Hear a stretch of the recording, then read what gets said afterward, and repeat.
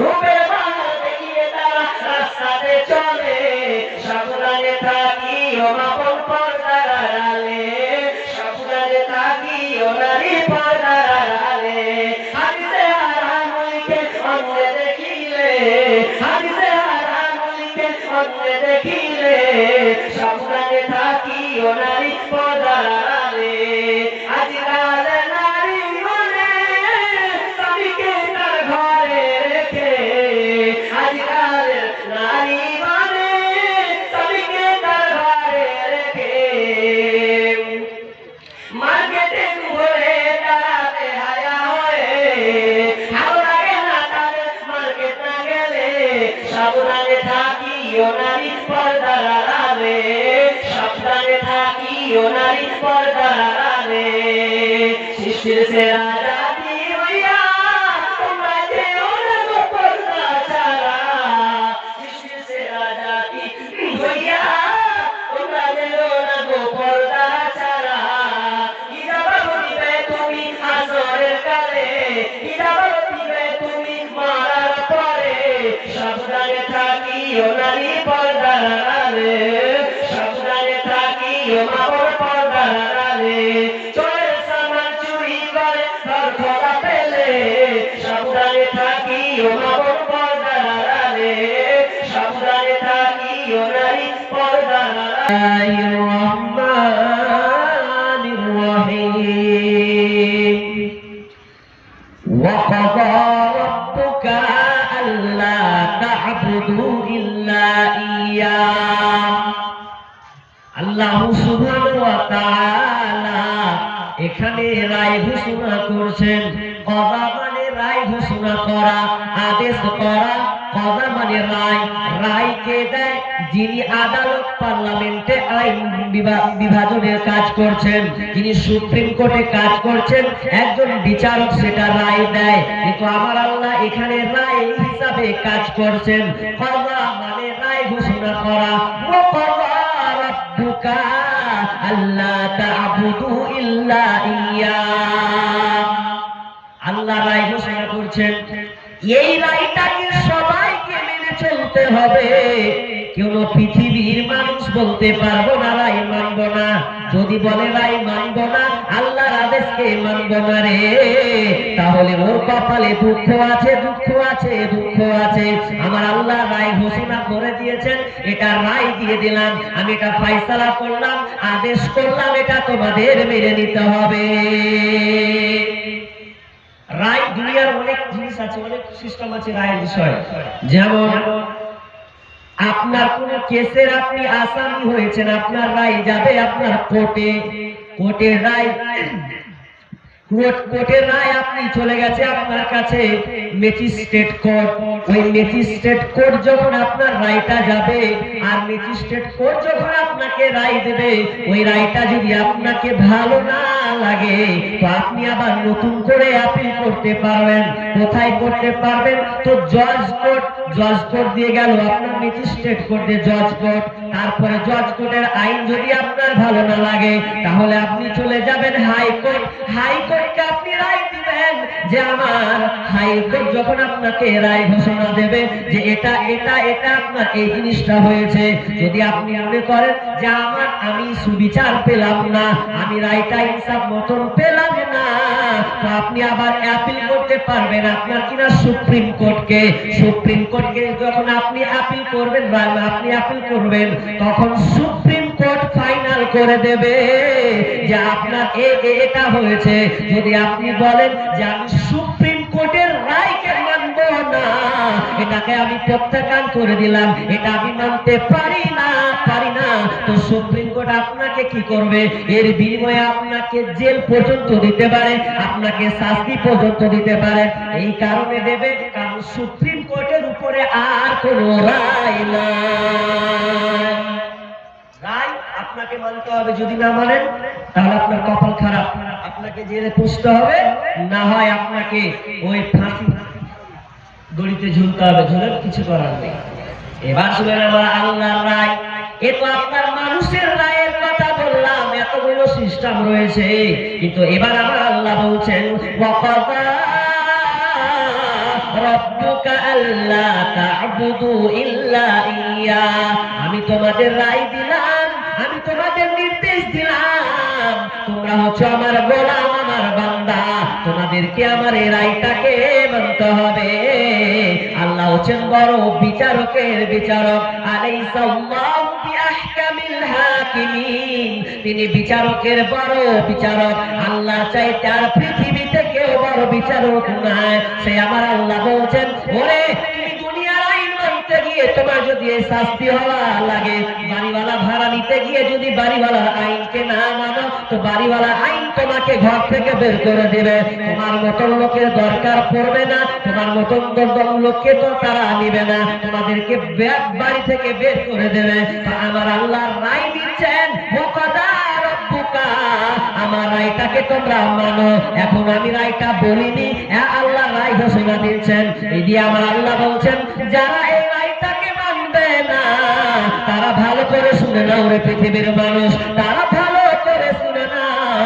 ইয়া মাশারাল জিন্নি ওয়াল ইনসি in ইসতাতা'তুম আন তানফুযু মিন আকতারিস সামাওয়াতি ওয়াল আরদি ফানফুযু লা তানফুযুনা ইল্লা বিসুলতান। আমার আল্লাহ বলছেন, আমার রায় মানতে ভালো লাগে না, নামাজের আদেশ করেছি নামাজ পড়তে ভালো লাগে না, রোজা রাখতে বলেছি রোজা রাখতে ভালো লাগে না, দান করতে বলেছি দান করতে ভালো লাগে না। এক কথায় আল্লাহ যতগুলো আদেশ করেছেন ওগুলোকে মানতে আপনাকে ভালো লাগে না।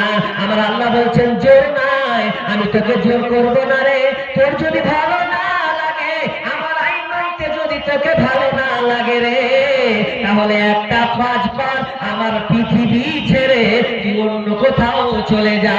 যা, আমি তোকে আঘাত করব না, শুধু আমার একটা রায়টা তুমি আমার একটা কথাকে তুই শুনলে, সেটা হচ্ছে কি, আমার পৃথিবী ছেড়ে দে। তুই যা ইচ্ছা তুই যা, লম্পটি করগা, মারামারি করগা, হানাহানি করগা, খুনি করগা, দাগাবাজি, যা ইচ্ছা তাই কর, কিন্তু একটা কাজ করে দে, সেটা হচ্ছে আমার পৃথিবী ছেড়ে তুই চলে যা। এরপরে আমার আল্লাহ বলছেন, পৃথিবী ছেড়ে যাবি কোথায় রে? তুই ভূমণ্ডলে যাবি, আকাশে পাড়ি দিবি, কোথায় তুই যাবি? চাঁদের দেশে যাবি, ওটাও তো আমার, তোর কোনো পথঘাট নাই নাই। অতএব তোকে আমাকে মেনে নিতে হবে, এছাড়া তোর দ্বিতীয় কোনো রাস্তা নাই। পৃথিবীতে টিকার মন থাকলে আমার আইন মানতে হবে। আল্লাহ বলছেন, পৃথিবীতে টিকতে হলে থাকতে হলে আমার আইনটাকে মানতে হবে। আর যদি মনে করো যে আমার আল্লাহ নামাজ পড়তে ভালো লাগে না, কেমন লাগছে, কে শুনবে, রোজা রাখতে জ্বালাতে, আর যখন আসছে, যখন রমজান মাস যখন আসছে, তখন আর অত রোজা রাখতে ভালো লাগে না। বলছে ডাক্তার নিষেধ করেছে, মানা করেছে, অসুখ, রোজা এলো মানে অসুখ শুরু হয়ে গেল। তাহলে বলছে তোর এত টাল বাহানা আমার শোনার দরকার নাই, না ভালো লাগছে আমার দুনিয়া ছেড়ে দে, আমি তো কিছু করবো না, যা তোকে আবার করে দিলাম, ছেড়ে দিলাম। কিন্তু সম্ভব বলো তো, কেউ আছে যে পৃথিবী ছেড়ে যেতে পারবে? কোথাও আছে? কোথায় যাবে? যেখানে যাবে সেখানে ধরা পড়বে। পুরো তো আল্লাহর রাজত্ব, কোনো পথঘাট নেই। এবার তার রায়টা বলতে শুরু করে কি আল্লাহ বলছেন 1 নম্বরে, নাম্বার 1, وَقَضَى رَبُّكَ أَلَّا تَعْبُدُوا إِلَّا إِيَّاهُ, তোমরা আমাকে মানতে গিয়ে, আমার ইবাদত করতে গিয়ে, আমাকে ডাকতে গিয়ে তোমরা শরীক স্থাপন করবে না। আমাকে ডাকতে গিয়ে তোমরা অন্য কাউকে আমার সঙ্গে প্রাধান্য করে দেবে না। তুমি আমার আরাধনা করতে গিয়ে, আমার ইবাদত করতে গিয়ে অংশীদার স্থাপন করবে না। এক কথায় তুমি শিরক করবে না। শিরক অংশীদার স্থাপন করা, পার্টনারশিপ। পার্টনারশিপ বুঝেন? এই কথা বলেন না, পার্টনারশিপ বুঝেন? আচ্ছা, ব্যবসা কে কে করেন? হাত তুলেন তো, যে কোনো ব্যবসা হাত তুলেন তো দেখি। এই কটায় আপনারা কি করেন গো? ব্যবসা করে খান না? তাহলে ব্যবসার বিষয় আপনারা বুঝেন। পার্টনারশিপ, ব্যবসা। আচ্ছা, পার্টনারশিপটা কখন হয়? 3 ক্ষেত্রে হয়। কয় ক্ষেত্রে বললাম? কথা বলেন, কয় ক্ষেত্রে হয়? 3 ক্ষেত্রে। কোন জায়গায় এলাম রে বাবা? 3 ক্ষেত্রে পার্টনারশিপ করা হয়। ভালো করে মনে রাখবেন। কখন হয়? একটা পার্টনারশিপ হয় যে আপনার টাকা খুব কম, টাকা 50,000 নামবে 1 লাখ টাকা, তো 50,000-এর বেশি আপনার কাছে টাকা নাই, 50,000 আমাকে আরো করতে হবে। তো আপনি কি করলেন যে আপনার একটা বন্ধুকে অথবা একটা আপনার প্রতিবেশী কোনো ভাইকে বলছে, ভাই দোস্ত একটা ব্যবসা করবি, যে কি এরকম ব্যবসা, তো 1 লাখ টাকা পুঁজি লাগবে, তুই 50,000 আমি 50,000, দুজনে কি হলো? পার্টনারশিপ হলো একটা ব্যবসা। পার্টনার কখন হয়? টাকা নাই, দুজনে হলো। একটা বলে দিলাম, বিস্তারিত বলছি না। নাম্বার 2, টাকা আছে কিন্তু আর বুদ্ধি নেই। টাকা আছে, অনেক টাকা দিয়েছে আল্লাহ, কিন্তু ব্যবসাটা কিভাবে চালাতে হবে এই বুদ্ধিও আল্লাহ দেয়নি। তো ও বলছে যে আমি ব্যবসা যে করবো, তো আমাকে তো জানতে হবে সিস্টেম, যে আমি কিভাবে ব্যবসাটাকে পরিচালনা করবো। এটা না জানলে তো কোনো কাজ হবে না। তখন আর একটা পার্টনার নিয়ে এলো, ভাই তুই আমার সঙ্গে ব্যবসা কর। ঠিক আছে করলাম, তাহলে এটা পার্টনার হয়। আর কি হয়? একটা লোকের টাকা আছে, ওর যোগ্যতাও আছে, ও জানে যে এইভাবে ব্যবসা করতে হয়, কিন্তু মরা মানে ওর শরীরে কোনো দুর্বল হলে ন্যাংরা কিংবা কানা, কিন্তু ওর ইচ্ছা হচ্ছে ব্যবসা করার, কিন্তু পারবে না একাই। তখন ওই শরীর দুর্বল কিংবা তার কোনো অসুখ থাকার কারণে সে আরেকটা লোককে পার্টনারশিপ করলো, তো 3টা হলো। এবার কথাটা বুঝবেন ভালো করে। উদাহরণটা দিয়েছি কারণ আছে বন্ধুরে। আমি বললাম পার্টনারশিপ 3 জায়গায় 3 কারণে করা হয়। একটা করা হয় আপনার টাকা কম, এই জন্য আপনি পার্টনারশিপ গ্রহণ করেছেন, কিন্তু আমার সে আল্লাহ যিনি সে মহান মাবুদ, যিনি হচ্ছেন স্রষ্টা, যিনি সারা পৃথিবীকে পালনেওয়ালা, তার কাছে কি কোনো ভান্ডার কম আছে? তার কাছে কি কোনো জিনিস কমতি আছে যে এই জিনিসটা তার কাছে পাওয়া যাবে না? না না না, আল্লাহর কাছে কোনো ভান্ডার এমন ভাবে আছে, কোনো জিনিস তার বাদ নাই। এই জন্য তো আমরা বলি রব্বানা। রব্বানাটা এমন একটি ব্যাখ্যা, এটা সঠিক ব্যাখ্যা এখন পর্যন্ত কেউ করতে পারেনি। অনেকে আবার রবটা বুঝাতে গিয়ে এক এক রকম ব্যাখ্যা তাফসীর করেছেন, কিন্তু রব্বানাটা এমনই একটি পাওয়ারফুল, যেখানে রব্বানাতে সব কিছু লুকিয়ে আছে, আপনি ওখান থেকে সব কিছু চাইতে পারবেন। তো পার্টনারশিপ করে কখন? পয়সা না থাকলে। তো আমার আল্লাহ তো টাকার কোনো অভাব নাই, কোনো ধন ভান্ডারের কোনো অভাব নাই, এই জন্য অংশীদারি স্থাপন করা যাবে না। নাম্বার 2, আপনি পার্টনারশিপ গ্রহণ করেছেন কখন? যে আপনার বুদ্ধি নাই যে আপনি কিভাবে কাজে লাগাবেন, কিন্তু আল্লাহ কি ওই রকম কমজোরি নাকি? ওই মাবুদের নাকি আমরা ইবাদত করি? না না না, আল্লাহর সমতুল্য কেউ নাই। সূরা ইখলাসটা আপনি পড়েছেন, এ তরজমাটা আপনি ভালো করে দেখে নেবেন। আল্লাহর সমতুল্য নাই, আল্লাহর সমতুল্য কেউ নাই। যদি আল্লাহর সমতুল্য কেউ না থাকে, তাহলে আল্লাহর এখানে আবার কি বুদ্ধির অভাব আছে? তার মানে আল্লাহর কাছে সব কিছুই আছে। এরপরে আপনি পার্টনারশিপ গ্রহণ করেছেন, আপনার শরীর অসুস্থতা, আপনার শরীরে ক্যালসিয়াম কম, কিংবা আপনার একটা হচ্ছে এক চোখ কানা, কিংবা আপনি ন্যাংলা, কিন্তু আল্লাহ তো এমনটা নয়। আল্লাহ সারা পৃথিবীকে কন্ট্রোল করনেওয়ালা, তিনি সমস্ত কিছুকে দেখভাল করছেন। তো আপনি কি করে অংশীদার স্থাপন করলেন?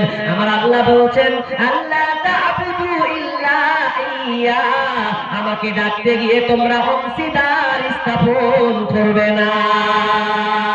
যদি কোনো বান্দা আল্লাহর সঙ্গে শরীক স্থাপন করে, আমার আল্লাহ বলছেন, ইন্নাহু মাইয়ুশরিক বিল্লাহি ফাকাদ হারামাল্লাহু আলাইহিল জান্নাহ ওয়া মা'ওয়াহুন নার ওয়া মা লিয-যালিমিনা মিন আনসার।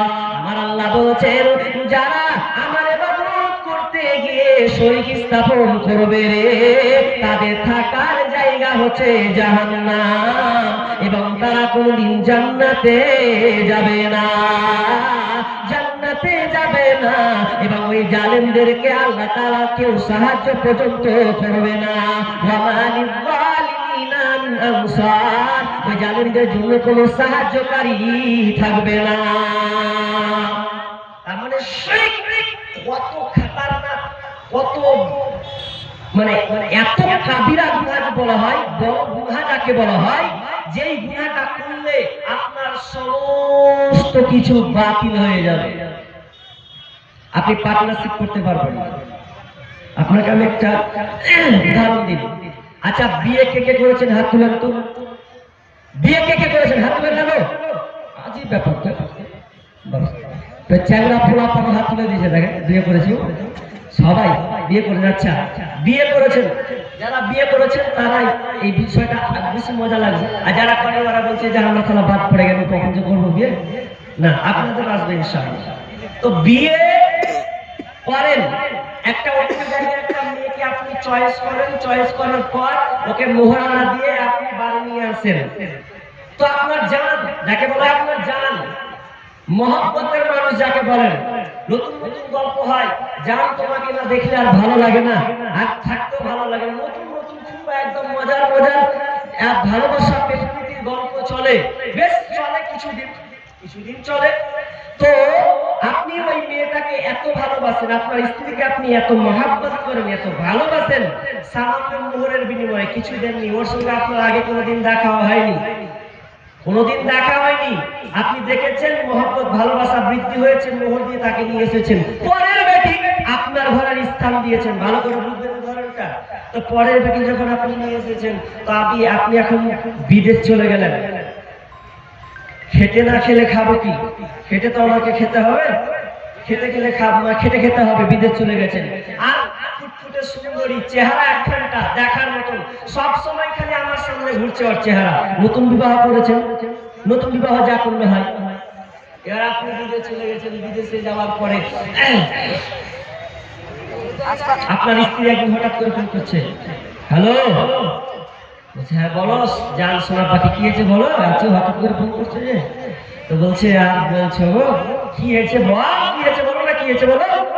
তো বলছে আর বলো না, যে গলার হারটা আমাকে সুন্দর করে বানিয়ে দিয়েছিল না, ওই গলার হারটা যে হারিয়ে গেছে, কোথাও খুঁজে পাওয়া যায় না। হারিয়ে গেলে টেনশন করতে হবে, প্রতিদিন তো আমার মাসে ইনকাম হচ্ছে 40,000 50,000, আর তুমি সামান্য খালি একটা গলা হারিয়ে তুমি এত টেনশন করছো। টেনশন করিও না, তুমি টেনশন করলে আমার টেনশন, তুমি টেনশন করলে আমার টেনশন, তুমি টেনশন করতে হবে না, গলা হারিয়েছে হারাক, আমি তোমাকে আবার বানিয়ে দেবো। আচ্ছা ভালো কথা। দ্বিতীয় দিন আবার ফোন করছে, হ্যালো, বলছে কি হয়েছে বলো। তো বলছে শোনো, প্রথম দিন আমার গলার হারটা গেল, আজকে হাতের বালাটা হারিয়ে গেছে, হাতের বালাটা খুঁজে পাই না।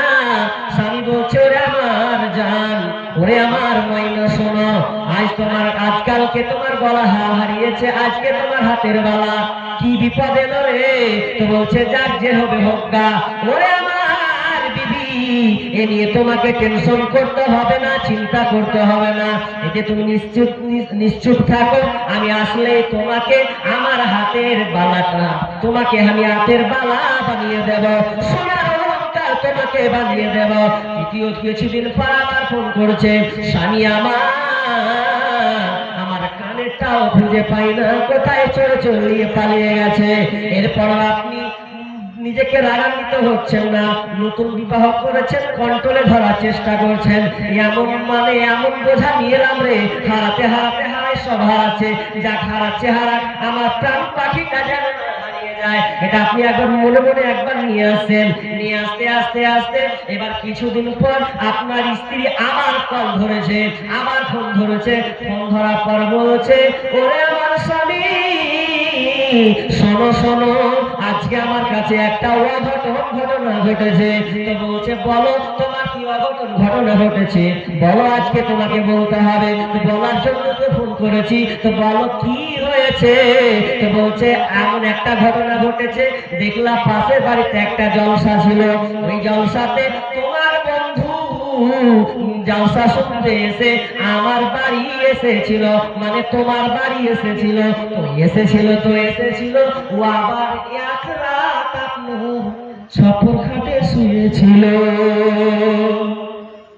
1 মিটার 100, এবার 100, তোর নতুন বিবির গোষ্ঠী কিলাই, এতক্ষণ তোর গলা হার গেল, আমার আপত্তি নেই, হাতের বালা গেল আমার আপত্তি নাই, নাকের বললি মেনে নিয়েছি। আবার তুই এমন একটা কথা শোনালি আমাকে রে যে আমার বন্ধু তোর বিছানায় শুয়েছে, তৎক্ষণাৎ আর প্রাণ পাখি জানলা সোজাই বলছে শোন, তোর আমি গলার হার হারিয়েছে মেনে নিয়েছি, হাতের বালা হারিয়েছে মেনে নিয়েছি, কানের দুল হারিয়েছে মেনে নিয়েছি, আর এখন কি আবার বলছিস তোর বিছানায় ওই ছাপ্পর কাটে এক রাত নিয়েছিলি পরপুরুষকে? এটা আমি কোনোদিন মেনে নেব না, এটা আমি কোনোদিন মেনে নেব না। আমি তোকে এত ভালোবাসতাম, এই ভালোবাসার ভাগটা তুই অন্যজনকে দিয়ে দিলে, এটা যদি আপনি মানতে না পারেন, অথচ আপনি ওই মেয়েটাকে কোনোদিন দেখেননি, সামান্য মোহর দিয়েছেন কিছু টাকার বিনিময়ে, পরের বেটিকে ঘরে নিয়ে এসেছেন, যে আপনার যদি এত মহব্বত হয়, এত ভালোবাসা হয়, এরপরে যদি আপনি একটা রাতের জন্য কোনো পরপুরুষের থাকার জায়গা যদি আপনি সহ্য করতে না পারেন, যদি আপনি বীর পুরুষ হন, আপনি যদি কঠোর রাগান্বিত হয়, তো আপনি সঙ্গে সঙ্গে তালাক দেবেন। এবার আপনি বুঝেন কেন উদাহরণটা বললাম। এবার আল্লাহ যে আপনাকে বানিয়েছে, আল্লাহ যে আপনাকে সুন্দর করে তৈরি করেছে, এত সুন্দর করে তৈরি করেছে, হাত নাক মুখ কান চোখ এত সুন্দর ফ্র্যাকচার করে একটা বডি করে আপনাকে ইনসান রূপে মানুষ রূপে বানিয়েছে। সেই আল্লাহ বলছেন আমি তোমাকে বানালাম আমার ইবাদত করার বন্দেগী করার জন্য, আমার আরাধনা করার জন্য, কিন্তু আমার ইবাদত করতে গিয়ে অন্যকে জায়গা দিলে এটা আমি আল্লাহ মেনে নিতে পারবো না, পারবো না, পারবো না। এবার বুঝে আসছে আপনাদের কথাটা? বুঝতে পেরেছেন? হ্যাঁ কিনা বলুন না গো, বুঝতে পেরেছেন? আচ্ছা গেল। তাহলে শিরক কত ভয়াবহ জটিল একটা পাপ, কাবিরা গুনাহ, যে আপনি যদি এই পাপে লিপ্ত হয়ে যান তাহলে আপনার বাঁচার কোনো পথ নাই। আমি শিরকের ব্যাপারে লম্বা ঘটনা বলবো না, বিশাল লম্বা ঘটনা হয়ে যাবে, যদি একটার উপরে বলি। আমার যে বিষয়, ওই বিষয়ের মধ্যে আমি ঢুকে যাব। তো বলছিলাম শিরক এত একটা বড় কাবিরা গুনাহ, যেটা আপনি পড়ে গেলে আপনার বাঁচার কোনো পথ নাই। যেমন আপনাকে বলি শিরক কত ভয়াবহ, কত ভয়াবহ দেখেন আপনাকে বলি। যেমন অনেক মেয়েরা আছে, অনেক মা বোন আছে, তারা আবার সন্তান নেওয়ার জন্যে, সন্তান নেওয়ার জন্যে কোথায় যায়? তো আপনার দরগায় চলে যায়, আপনার কবিরাজের কাছে চলে যায়, আপনার তাবিজ তারা ব্যবহার করে। সন্তান হয় না বন্ধা, বাজা যাকে বলা হয়, আপনার বাজা বলেন তো, বাজা বন্ধা, সন্তান হয় না। এই জন্য সে কি করছে, ওই আপনার কিনা চলে গেল যে কাজ হয় না, ডাক্তারকে দেখিয়ে তো চল, কোথায় যাব? ওই দাতা বাবার কাছে চল। যেদিকে আবার বীরভূম ডিস্ট্রিক্টে বেশি যায়। পাথর চাপড়ি, কেউ নাম শুনেছেন? পাথর চাপড়ি। ওই পাথর চাপড়িতে এত কি করবে গো মুসলমানের মেয়েরা, ওই মাথায় কাপড় ওড়না দিয়ে যাচ্ছে, বলখা পরে যাচ্ছে, জানেন কোথায়? তো পাথর চাপড়িতে কি করবে? পাথর চাপড়িতে গিয়ে সন্তান মানত করবে, নিয়াত করেছে, ওখানে সন্তান পাওয়া যায়। কি বলে ওখানে? ওখানে যে সন্তান চায় কি বলে ওখানে? বলবো আপনাদের, বলবো কি বলে, বলবো কি বলে, কথা বলবেন? হ্যাঁ কি বলবো? বলছে একটা ছেলেদের বাবা মিনতি করি তোর দরবারে, একটা ছেলেদের বাবা মিনতি করি তোর দরবারে, যদি মারা পাতা পরে গাছের উপরে, যদি মারা পাতা পরে গাছের উপরে, ছেলে হবে ঠিকই সেজে যাবে মরে, যদি জিন্দা পাতা পরে গাছের উপরে, যদি টাটকা পাতা পরে গাছের উপরে, রে বাবা ছেলে হবে যাবে বেঁচে। এইভাবে করে তারা চাইতে আছে। ওইখানে এমন ভাবে গর্জন করে বসে, মনে হয় সন্তান দেনেওয়ালা ওখানে বসে আছে যে সন্তান দেবে। এটা হচ্ছে প্রকাশ্য শিরক। এমন ভাবে ওইখানে শিরকিয়াত কাজ হয়, আল্লাহকে অপমান পর্যন্ত করা হয়। আর আর তারা স্লোগান মারে। যারা খেতে বাকি আছে যেতে পারেন, যান, কিন্তু আমার বিষয় শুনতে পাবেন না, আগে বলে দিচ্ছি। যদি কেউ খেতে ইচ্ছে বাকি থাকে যেতে পারেন, বলা হলো ওখান থেকে, আর ডিস্টার্ব করবো না। এখন একটা আলোচনা করতে দেন, বাইরেটা কেটে পালিয়ে যাবে। কি বলছিলাম, যে শিরকিয়াত এমন ভাবে ওখানে চলছে যা বলার কথা নয়। ওখানে মানুষ এত শিরক কর্মকাণ্ড করা হচ্ছে, তাবিজ তাদেরকে ঝুলিয়ে দেওয়া হচ্ছে, আর কিনা আপনার ওখানে দাগা বেঁধে ওখানে ভরে দেওয়া হয়, মুরগি নিয়ে যাওয়া হয়, মুরগিকে ওখানে জবাই করে দিবে। কত দামি জায়গা, ওখানে কত দামি জায়গা, আর তারা স্লোগান মারে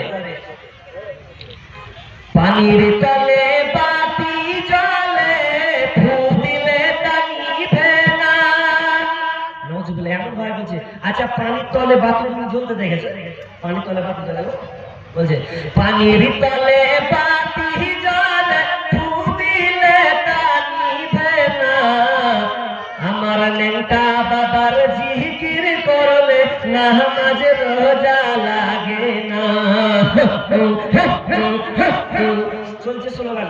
আর ওইখানে ওরা চলে যাচ্ছে কি যে হ্যাঁ ওখানে মাল পাওয়া যায়। ন্যাংটা বাবা সাদে কি মাল পাওয়া যাবে না? মানে তো বলছে ন্যাংটা বাবা বিশাল খাতা না দেবো, ও জিকির করলে নামাজ রোজা কিছুই করতে হবে না, সরাসরি ওই ন্যাংটা বাবা জান্নাতে নিয়ে চলে যাবে। কেন গো, আপনাদের ন্যাংটা বাবা এত দামি? কি আছে ন্যাংটা বাবার কাছে? তোরা বলছে ন্যাংটা বাবা কত দামি তোমরা জানো? এই ন্যাংটা বাবা এমন ন্যাংটা বাবা রে বাবা, ওর পরনে তো কাপড় নাই, আর যখন পেশাব করে তো পেশাব করার সময় পানি খরচ করে না। বললাম পানি খরচ করে না মানে কি হলো? পেশাব করে তো পানি খরচ করতে হয়, তো বলছে পানি খরচ করতে হবে না। আমি বললাম রহস্যটা বলবেন একটু, রহস্যটা পানি খরচ কেন করে না? তো বলছে পানি খরচ এই জন্য করে না, শুনে লাও রে পৃথিবীর মানুষ, তো কি শুনবো তোমাদের কথা?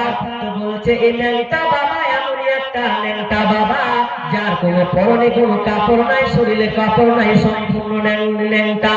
এই পেশাব নেওয়ার, পেশাব করার পর পানি নেওয়ার না কারণ হলো সেটা এই কারণ যে যখন পেশাব করে পানি নেয় না।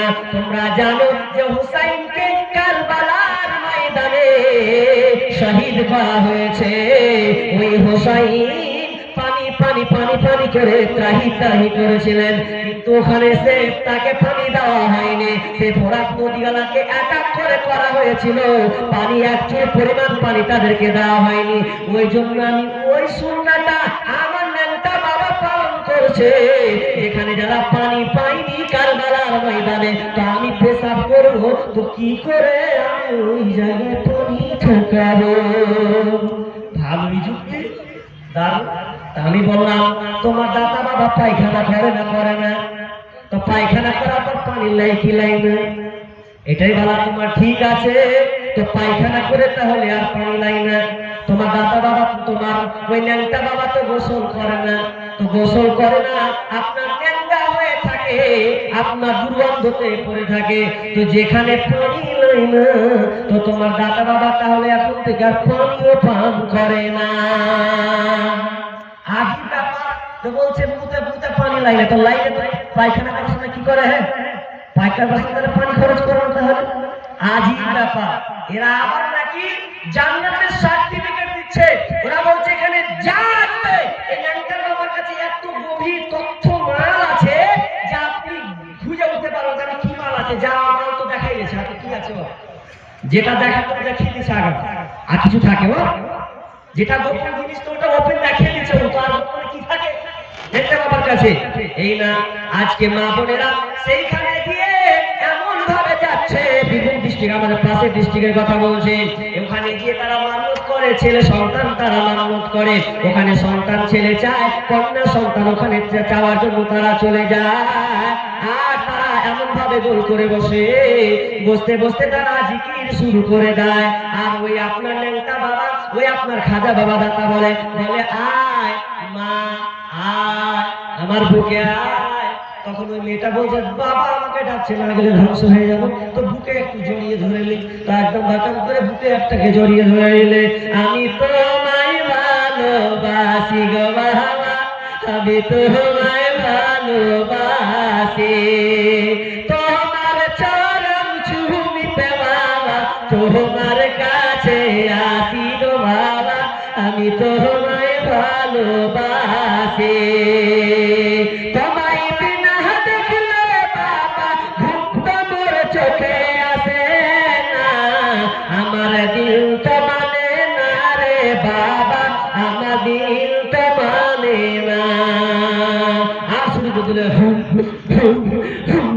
এমন জিকির করা শুরু করেছে, ভালো বা যুক্তি খুব সুন্দর। আল্লাহ বলছেন, ফেরেশতা বলছে খালি কবরে ঢুকে দেখ, তোর যে হু হু কুত্তার মনে হচ্ছে ওরা কুত্তায় কামড়ালছে, এমন করে লাফায়, মনে হচ্ছে কুকুরে কামড়ালছে, বলছে আর কবরে ঢুক করবে কেমন পেশা নিয়ে আছে, তোদের জিকিরের 12টা বাজিয়ে ছাড়বো। তো খবরদার, আল্লাহকে ডাকতে গিয়ে কোনো মাধ্যম লাগবে না। মাধ্যম যদি করতে হয় তো আপনি মাধ্যম করবেন কয়েকটা জিনিসে, ওসিলার মাধ্যমে চাওয়া যায়। আপনি আল্লাহর কাছে আল্লাহর নাম বলে সরাসরি আপনি আল্লাহকে ডাকবেন, আল্লাহর নাম বলবেন রব্বানা। আপনি আল্লাহর কাছে কাঁদবেন, কেনে কেনে আপনি আল্লাহর কাছে চাইবেন, আল্লাহ আপনাকে দেবে দেবে দেবে দেবে।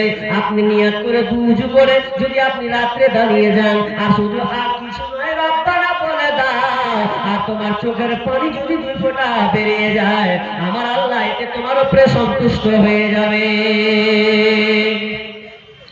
আল্লাহকে ডাকতে হবে, আল্লাহকে ডাকতে গিয়ে আর কোনো অংশীদার স্থাপন করা যাবে না। আর এক বিষয়ে আর লম্বা করবো না, শুধু একটা কথা বলি যে শিরক কত ভয়াবহ জটিল পাপ। একটা উদাহরণ দিব, মিডিলে কত শিরক আছে, লিস্টে যদি করতে যায় অনেক লম্বা হয়ে যাবে। একটা যেটা সবচেয়ে বেশি মানে সমাজে দেখতে পাচ্ছি সেটা হচ্ছে তাবিজ। এই তাবিজটাকে আপনাদেরকে উৎখাত করতে হবে। এখন দেখবেন তাবিজ মৌলবীতে যে দিচ্ছে, তো মৌলবীতে দিলে কি হবে, খালি দাড়ি আর জিহ্বা টুপি থাকলে প্রকৃত যারা আলেম তারা তাবিজ দেবে না, তারা তাবিজ ব্যবহার করবে না। এটা ব্যবসা, এটা ব্যবসা চলছে, একটা ব্যবসা। বলছে তাবিজ দিলে তোমার প্যাসেঞ্জার বেশি আর চড়বে, তাবিজ দিলে কি হবে, তোমার ভালোবাসা উড়ে চলে আসে, ভালোবাসা পর্যন্ত উড়ে চলে আসে তাবিজ। এটা জানেন, ভালোবাসা পর্যন্ত উড়ে চলে আসে। ওই যে টাকা ঝাড়বে এই জন্য, টাকা নেবে এই জন্য। তো শিরক কোন ক্ষেত্রে আপনার ছেলে মেয়ের গলায় কোমরে তাবিজ ব্যবহার করবেন না। মানে আল্লাহকা তামিমাতা ফাকাদ আশরাক, যে ব্যক্তি তাবিজ ঝুলালো সে ব্যক্তি শিরক করলো। অতএব এগুলো থেকে বাঁচার চেষ্টা করুন। আপনি আল্লাহর কাছে চান, আল্লাহ আপনাকে শিফা দেবেন। যে আল্লাহ আপনাকে রোগ বালা মুসিবত দিয়েছেন সেই আল্লাহ আপনাকে দেবেন। সন্তান চাইতে হবে আল্লাহর কাছে, আল্লাহই দিবেন। কোনো ব্যক্তির কাছে আপনি সন্তান চাবেন না। কার কাছে চাইতে হয় ভাই? আল্লাহর কাছে। যা চাইবেন আল্লাহর কাছে, কোনো কারো কাছে আপনি মান্নত করার প্রয়োজন নেই। আর যদি আপনি আল্লাহর কাছে চান, যদি আপনি আল্লাহর কাছে পেতে চান, তাহলে আপনাকে আরেকটা মাধ্যম, যে আপনার পাপ যেগুলো আছে সেই পাপগুলোকে আপনি ভালো নেকিগুলোকে ভালো কাজের ওসিলার মাধ্যমে আপনি আল্লাহকে চাইতে পারেন। এ ব্যাপারে অনেক হাদিস আছে, আর বললাম না, একটি উদাহরণ। শিরক কত ভয়াবহ গুনাহ এবং পাপ, যেই গুনাহটা করলে আপনার ঠিকানা হচ্ছে জাহান্নাম। যদি আপনি মরে যান তওবা করা যদি আপনার সুযোগ না হয়, তাহলে আপনি আর কোনো জান্নাতে কোনোদিন জান্নাতে যাবেন না। উদাহরণস্বরূপ, আপনার ছেলের জ্বর হয়েছে, আপনার ছেলের গায়ে জ্বর হয়েছে, এই জন্য আপনি তার জন্য ব্যবস্থা নেবেন ডাক্তারের কাছে।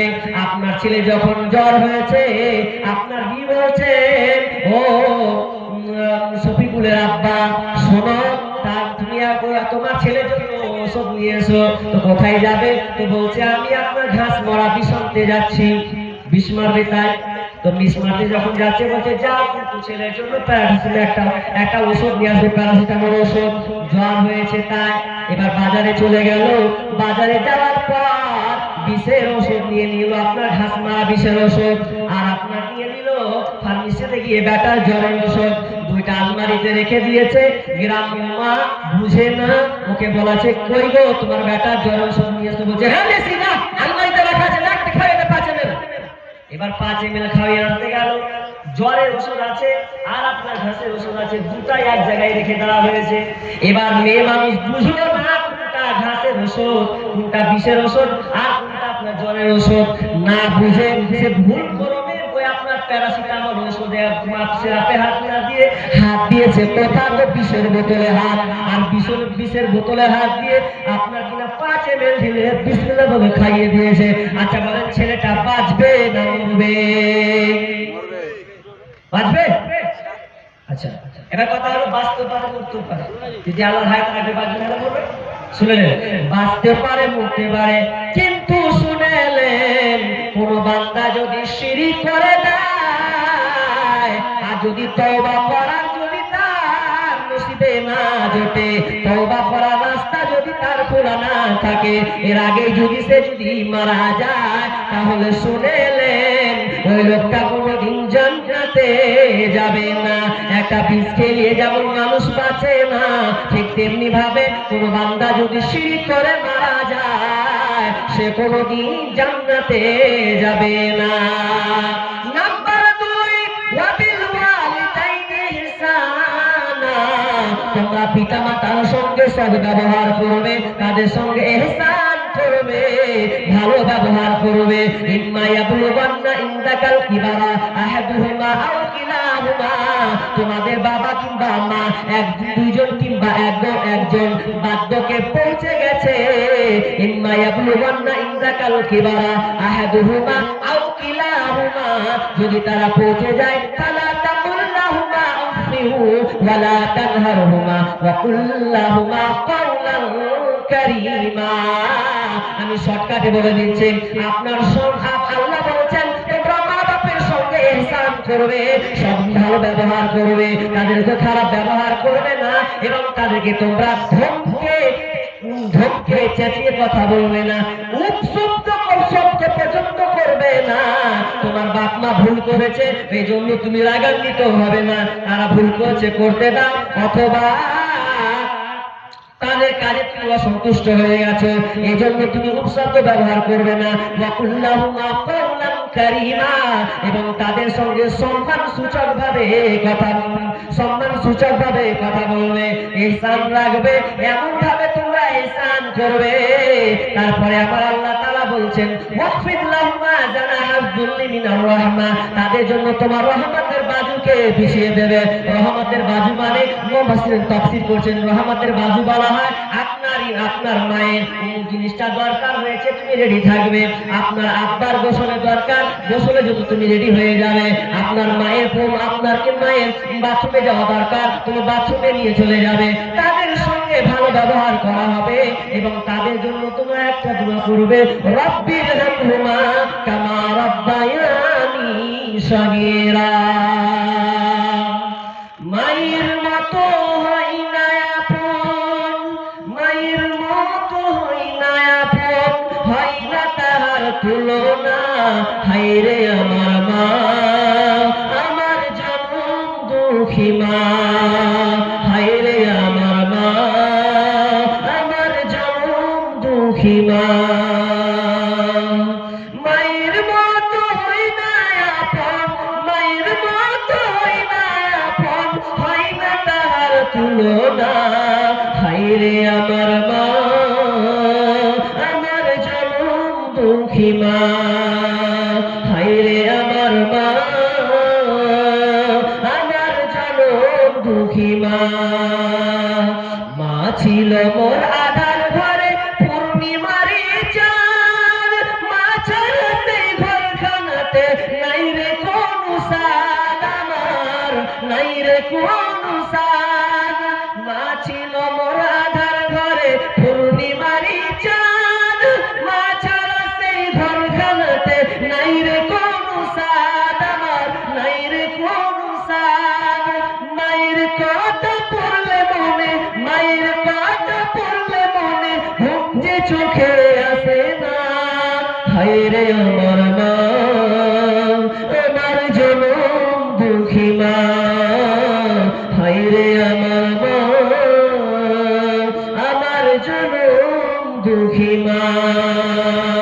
ছোট থেকে বড় হলাম যেই মায়েরই কোলে, সেই মা এখন চলে গেল আমায় একা ফেলে, ও মা আমায় একা ফেলে।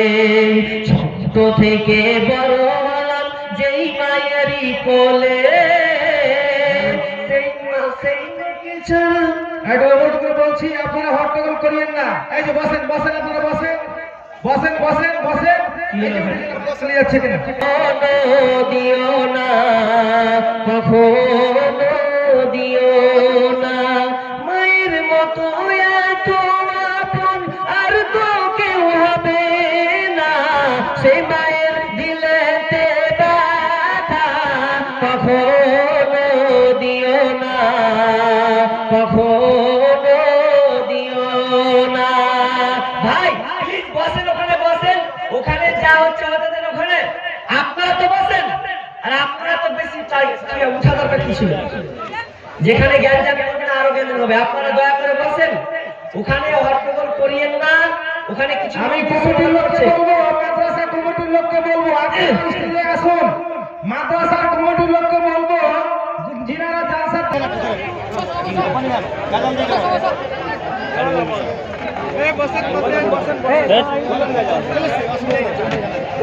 বর্তমান যুগের হাওয়া চলছে উল্টো দিকে, বলতে গেলে মনে বাজে বলবো কোন দিক থেকে। বর্তমান যুগের হাওয়া চলছে উল্টো দিকে, বলতে গেলে মনে বাজে বলবো কোন দিক থেকে। আসেন ভাই আসেন আসেন, বসেন বসেন বসেন। আপনারা দেখেন, একটা মাহফিল সুন্দর একটা মাহফিলে যদি আপনারা এটা করেন, তাহলে আপনাকে আল্লাহকে জবাবদিহি করতে হবে ভাই, জবাবদিহি করতে হবে। যদি আপনি মুসলমানের বাচ্চা হন, আপনাকে অনুরোধ করে বলছি, বারবার বলছি, হাতে পায়ে পড়ায় তো বলছি, আপনি এখানে বসেন, জায়গাটা পূর্ণ করেন। ওখানে কি হবে ওখানে থেকে? আপনি যে উদ্দেশ্যে এসেছেন সেটা নিয়ে বসেন, ওখানে দরকার নাই। ওখানে কিছু লোক আছে কমিটি, ওখান থেকে ঘটনা কমিটি করে দেন।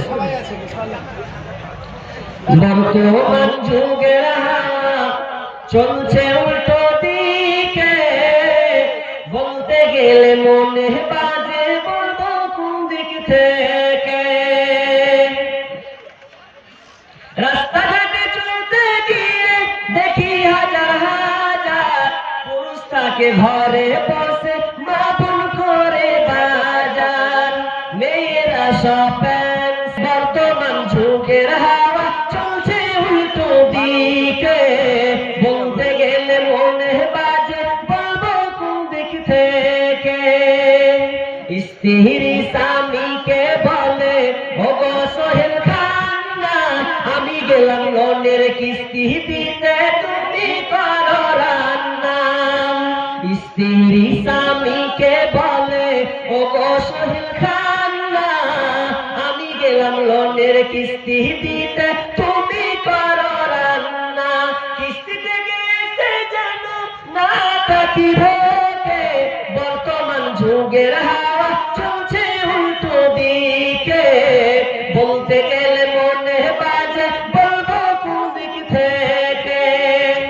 বর্তমান যুগের হাওয়া চলছে উল্টো দিকে, বলতে গেলে মনে বাজে বলবো কোন দিক থেকে। ভালো প্যান্ট কুটে লাগাই জোড়া তালি, বউকে নেই না বাইকের পিছে তোলে মাদাম সালি। ভালো প্যান্ট কুটে লাগাই জোড়া তালি, বউকে নেই না বাইকের পিছে তোলে মাদাম সালি। বউকে আর ভাল লাগে না, বউকে আর ভাল লাগে না, তাই সালিকে নিয়ে ঘরে। বর্তমান যুগের হাওয়া চলছে উল্টো দিকে, বলতে গেলে মনে বাজে বলবো কোন দিক থেকে। বর্তমান যুগের হাওয়া চলছে উল্টো দিকে, বলতে গেলে মনে বাজে বলবো কোন দিক থেকে। স্কুল কলেজের মাঠে দেখি দুইজন ছাত্র ছাত্রী, এমন করে ভাব করে যেন বিয়ের পাত্র পাত্রী। স্কুল কলেজের মাঠে দেখি দুইজন ছাত্র ছাত্রী, এমন করে ভাব করে যেন বিয়ের পাত্র পাত্রী। ওরা বিয়ে করেছে, কত সুন্দর আরামসের ভাব। বিয়ে তো করে না এরা, বিয়ে তো করে না এরা, প্রেমেতে বাজেছে বর্তমান দিকে, বলতে গেলে মনে বাজে বলবো কোন দিক থেকে। বর্তমান যুগের হাওয়া চলছে উল্টো দিকে, বলতে গেলে মনে বাজে বলবো কোন দিক থেকে। হাই হাই, বর্তমানটা রসাকাল উল্টা এমন ভাবে চলছে যা বলার কথা নয়। আমি যে মেন পয়েন্ট আমি আসবো, আমাকে দানের ব্যাপারে বলা হয়েছে। দান, দানটা আপনি কেন দেবেন, কেন দেবেন, এই দানটা কত গুরুত্বপূর্ণ, আপনি কেন দানটা দেবেন শুনলেন। এই দানটা কত গুরুত্বপূর্ণ, আপনি যখন মারা যাবেন বন্ধুরে, আমি আপনাকে কোরআন থেকে দলিল দেব যে দানটা কত নেয়ামত, এটা কত বড় জিনিস। আপনাকে যদি দান দিতে বলা হয়, আপনি উঠে চলে যান, আপনি মুখটাকে বেঁকিয়ে নেন, এটা আপনি কোনোদিন করবেন না যদি এই ঘটনা আপনার জানা থাকে। মাদ্রাসার বাচ্চাদের বলবো যে তোমরা চাদরটা বন্ধ করিও না, যে 10 টাকা দেয় মাদ্রাসার হবে। আমি প্রত্যেকটা বাচ্চাকে বলবো